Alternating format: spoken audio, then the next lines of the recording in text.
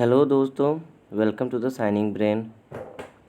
पिछले क्लास में हम क्लास 7 एनसीईआरटी साइंस के बारे में पढ़े थे।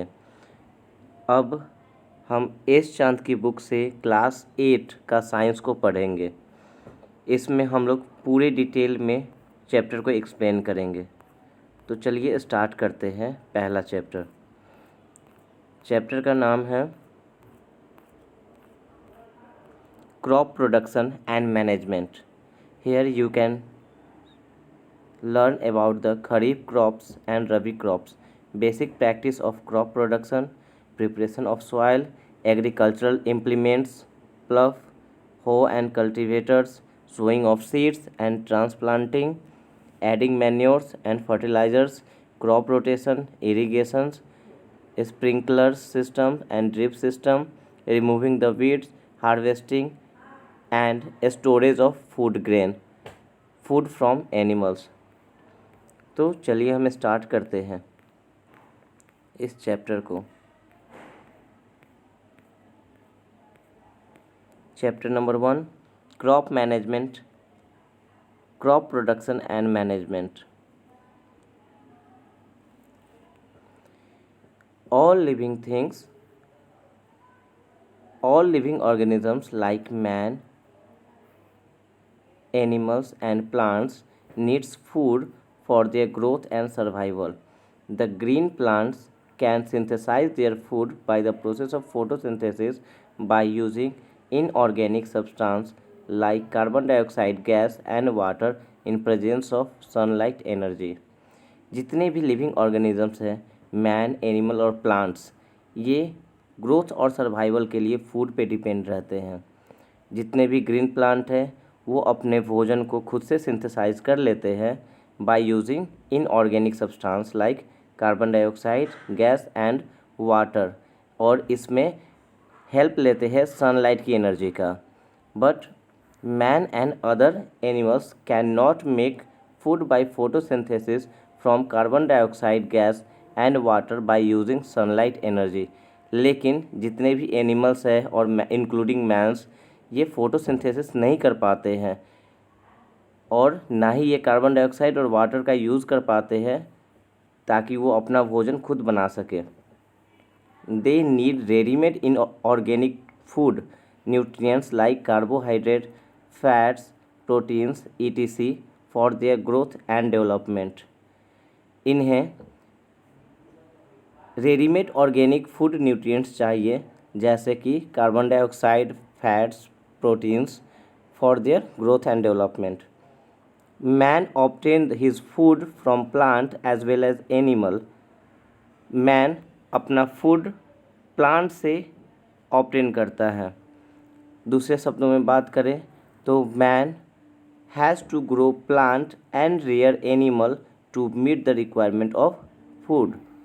मैन को या तो प्लांट्स ग्रो करने पड़ते हैं या फिर एनिमल्स को पालना पड़ता है ताकि उनकी फूड का रिक्वायरमेंट को पूरा कर सके। Many type of plants are grown on a large scale in vast field because the food grain produced by them are consumed in large amount. बहुत सारे प्लांट्स उगाए जाते हैं बड़े स्केल में, बड़े बड़े फील्डों में, क्योंकि फूड ग्रेन जो प्रोड्यूस किया जाता है वो कंज्यूम किया जाता है लार्ज अमाउंट में लोगों के द्वारा। Wheat and rice are two common examples. These are called food grains. Wheat and rice इसके एग्जाम्पल हुए और इन्हें हम लोग फूड ग्रेन्स कहते हैं। In addition of food grains, pulse, vegetables, fruits are also grown on a large scale because they are important part of our food. Food grains के अलावा पल्सेस, वेजिटेबल्स एंड फ्रूट्स भी large scale में produce किए जाते हैं।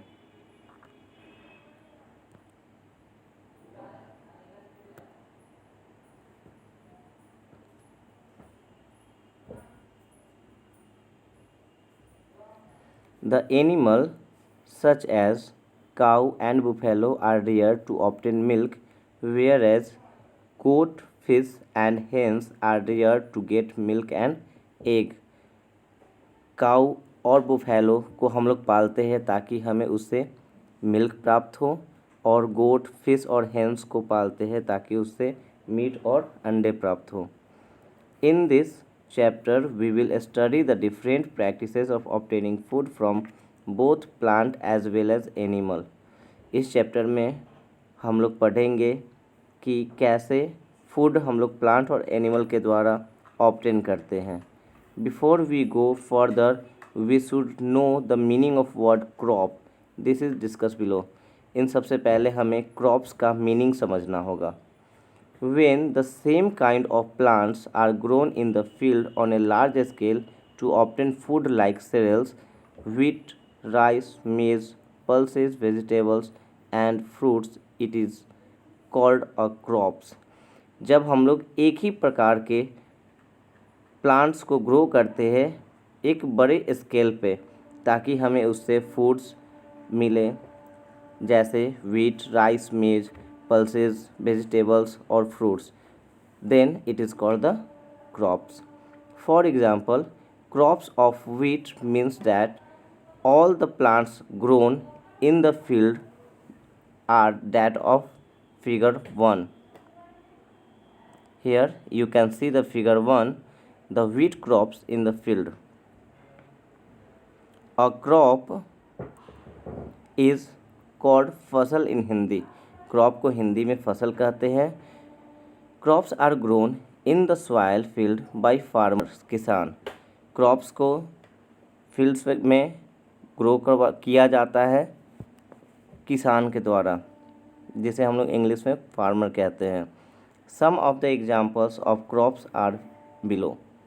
इसमें से कुछ क्रॉप्स के एग्जांपल नीचे दिए गए हैं, जैसे सेरेल्स क्रॉप्स, वीट, पैडी जिसे हम राइस कहते हैं, मेज़, मिलेट्स, बाजरा, ज्वार, बार्ले। पल्सेस में ग्राम्स, चना grams, peas and beans. Oil seed में mustard, groundnut and sunflower. Vegetables में टोमेटो, कैबेज, स्पाइनेच। फ्रूट्स में banana, grapes, guava, mango, orange and apple. Now type of crops. Different crops can grow in different season of the year. For example, a crop may grown well in rainy season during summer, but it may not grow well in winter season. अलग अलग crops को अलग अलग season में हम लोग grow करते हैं। जैसे कि जो क्रॉप रेनी सीजन में ग्रो किए जाते हैं वो विंटर सीजन में अच्छे से ग्रो नहीं कर पाते। ठीक उसी तरह जो क्रॉप रेनी सीजन में ग्रो कर पाते हैं वो क्रॉप्स विंटर सीजन में अच्छे से ग्रो नहीं कर पाते। इसीलिए जितने भी क्रॉप्स हैं उनको दो पार्ट में कैटेगराइज किया गया है, एक खरीफ क्रॉप्स एंड दो rabi crops. The crops which are sown in rainy season are called kharif crops. वह क्रॉप्स जो रेनी सीजन में बोया जाता है उसे खरीफ क्रॉप्स कहते हैं। The rainy season in India is generally from June to September. The sowing for kharif crops starts in June July at the beginning of the south west monsoon because this crops need substantial amount of water. जो rainy season India में start होता है वो जून से सितंबर month में generally start होता है, और खरीफ क्रॉप्स का बुआई लगभग जून जुलाई महीने में स्टार्ट हो जाता है, जो beginning of south west monsoon होता है उस समय। Because this crops need substantial amount of water, क्योंकि इन क्रॉप्स को एक इनफ अमाउंट ऑफ वाटर चाहिए। The kharif crops are harvested at the end of monsoon season during September और अक्टूबर। खरीफ crops harvest किए जाते हैं एंड ऑफ मानसून सीजन में, जो सितंबर और अक्टूबर के एंड में होता है। Some of the example of kharif crops are paddy, maize, millets, soybean, groundnuts and cottons. इसमें से कुछ खरीफ क्रॉप्स के एग्जाम्पल हैं paddy, maize, millets, soybeans, groundnut and cotton. Kharif crops को कभी कभी हम लोग समर क्रॉप्स के नाम से भी जानते हैं। Note that paddy is a rice still in the husk, so paddy crops require a lot of water. Paddy crops को बहुत ज़्यादा वाटर की ज़रूरत होती है। Paddy can not be grown in the winter season because water available in winter is very much less. Paddy crops को हम लोग विंटर सीजन में नहीं ग्रो कर सकते क्योंकि विंटर में वाटर बहुत कम होता है। On the other hand, if wheat is grown in the kharif season it will not grown well.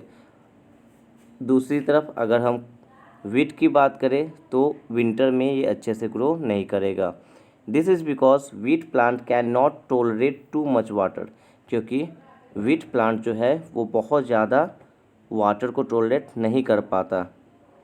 The crops grown in winter season are called rabi crops. वह क्रॉप्स जो विंटर सीजन में हम लोग grow करवाते हैं उसे रबी क्रॉप्स कहते हैं। The time period of rabi crops is generally from October to March, और इसका टाइम पीरियड अक्टूबर से मार्च के बीच होता है। इसमें sowing for rabi crops begin at the beginning of winter. Winter के स्टार्टिंग में हम लोग रबी क्रॉप्स को बो देते हैं और वो मंथ होता है अक्टूबर नवंबर, और इसे मार्च के लास्ट तक हम लोग हार्वेस्ट कर लेते हैं। Some of the example of rabi crops are wheat, gram, peas, mustard and linseed. The people who have no permanent home and continuously move from one place to another called nomads.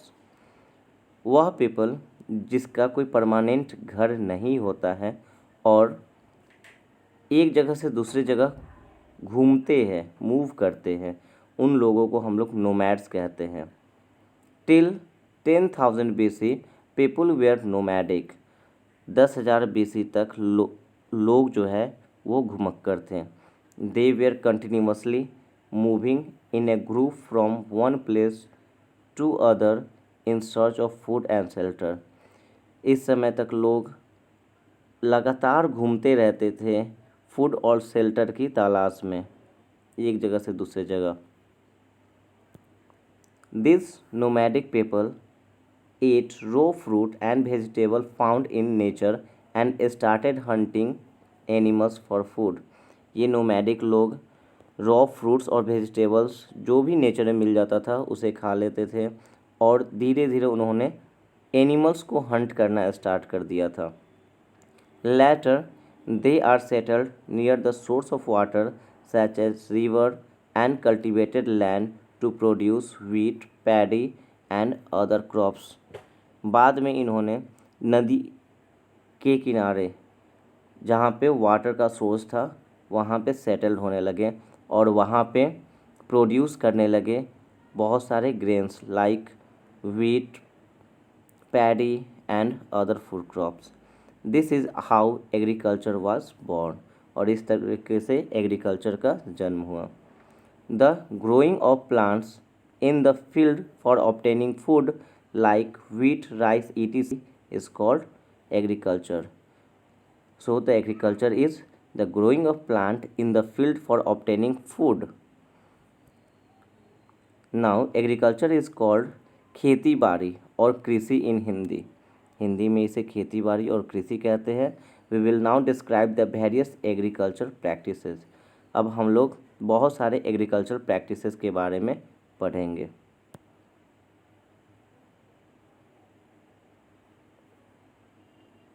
तो दोस्तों video की length लंबी हो रही है, तो अगले class में हम basic practices of crop production के बारे में पढ़ेंगे।